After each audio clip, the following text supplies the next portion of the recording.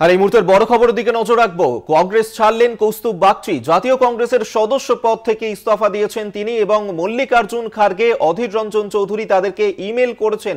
Email করে নিজের এই পদত্যাগের কথা জানিয়েছেন। কংগ্রেস ছাড়লেন কৌস্তুভ বাগচি, যিনি এর আগে একাধিক বিতর্কিত মন্তব্য করেছিলেন, দল বিরোধী মন্তব্য করেছিলেন। তারপরেই আজ তিনি ইমেল করেছেন মল্লিকার্জুন খার্গেকে, অধীর রঞ্জন চৌধুরীকে, এবং সেই ইমেলের যে 3 পাতার রেজিগনেশন লেটার তিনি পাঠিয়েছেন এবং কংগ্রেস ছাড়লেন কৌস্তুভ বাগচি, মল্লিকার্জুন খার্গে, অধীর রঞ্জন চৌধুরীকে ইমেলে এই ইস্তফা পত্র পাঠিয়েছেন তিনি।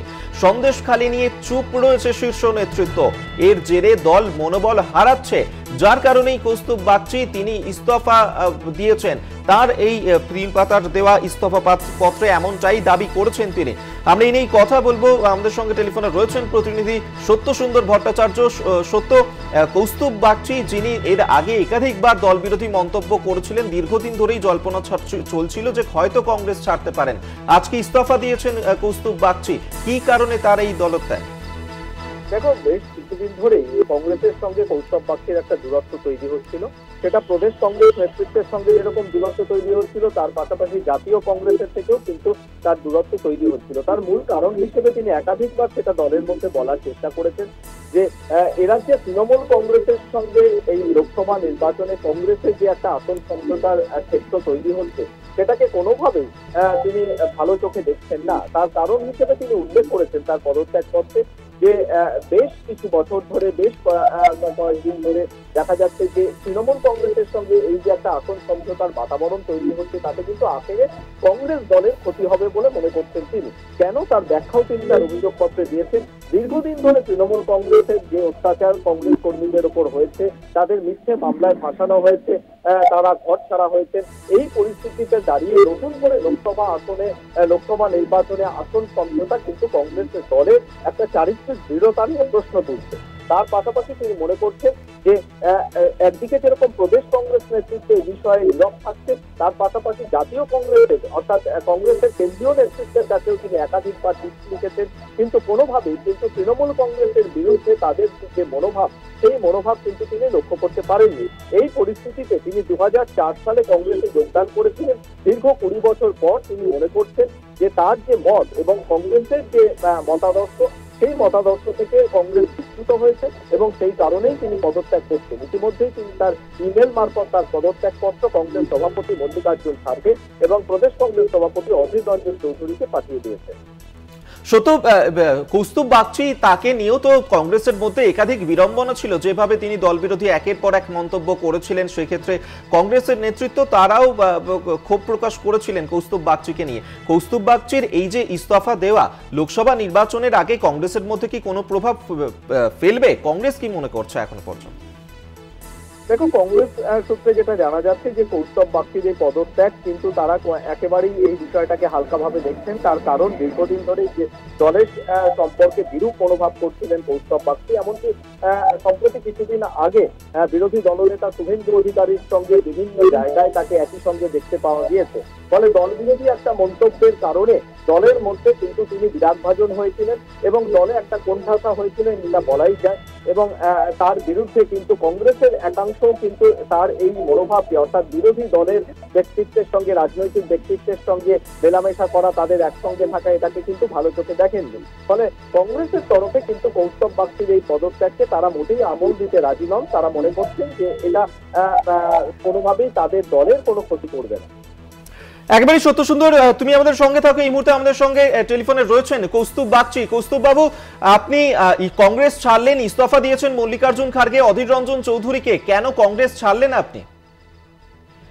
দেখুন, আমি স্পষ্টভাবে বলেছি যে আমার ইস্তফা পত্রে যে কেন ছেড়েছি, দল একটা সেলফ ডিস্ট্রাকটিভ মোডে চলে গেছে। পার্টি সর্বভারতীয় ক্ষেত্রে যদি আপনি দেখেন, নির্বাচন জেতার সেই মানসিকতাটাই কংগ্রেসের মধ্যে নেই। 1-1.5 মাস বাকি নির্বাচনের, কংগ্রেস এখন যাত্রাপালা নিয়ে ব্যস্ত। আমি যদি রাজ্যের প্রসঙ্গে আসি, সেখানে আপনারা দেখতে পারবেন যে এই রাজ্যে তৃণমূল কংগ্রেসকে কংগ্রেস নিজের রাজ্যের সংগঠন বলে অ্যাকনলেজ করে। এখানে কংগ্রেসের কোনো গুরুত্ব নেই, এখানে পশ্চিমবঙ্গ প্রদেশ কংগ্রেসের কোনো গুরুত্ব নেই। তো সেখানে থাকা না থাকা সমান।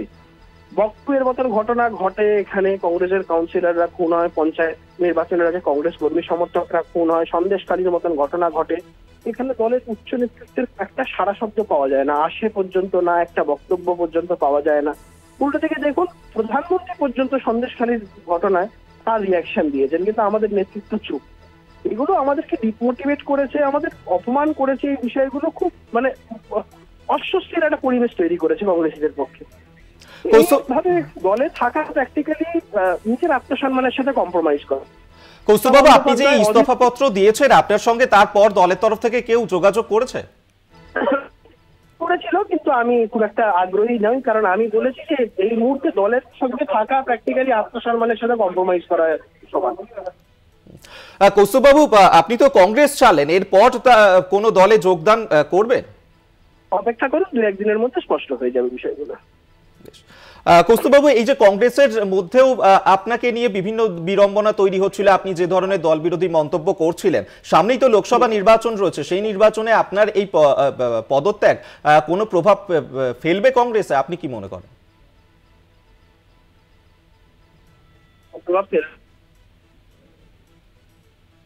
মন্তব্য করবো না, দেখা যাক, যা হবে দেখা যাবে। বেশ, ধন্যবাদ আপনাকে। কৌস্তব বাগচি, দলত্যাগী কংগ্রেস নেতা, এতক্ষণ আমাদের সঙ্গে টেলিফোনে ছিলেন।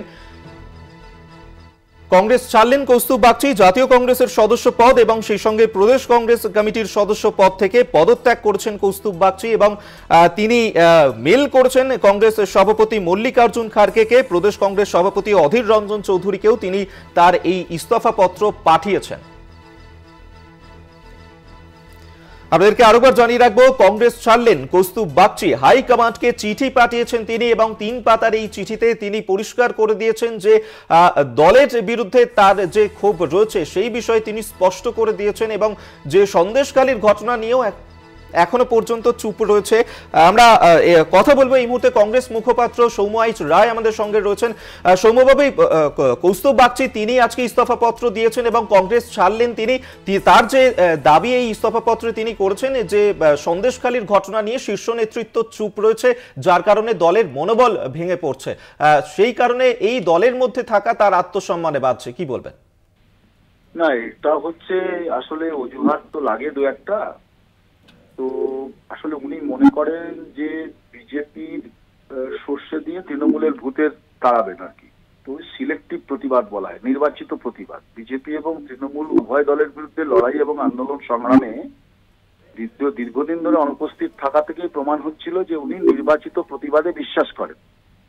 এবং যখন রাহুল গান্ধীকে শুভেন্দুবাবু আক্রমণ করলেন কুৎসিত ভাষায়, সেদিন ওনার হিরণময় নীরবতা প্রমাণ করে দিয়েছিল উনি কি চান রাজনীতিতে।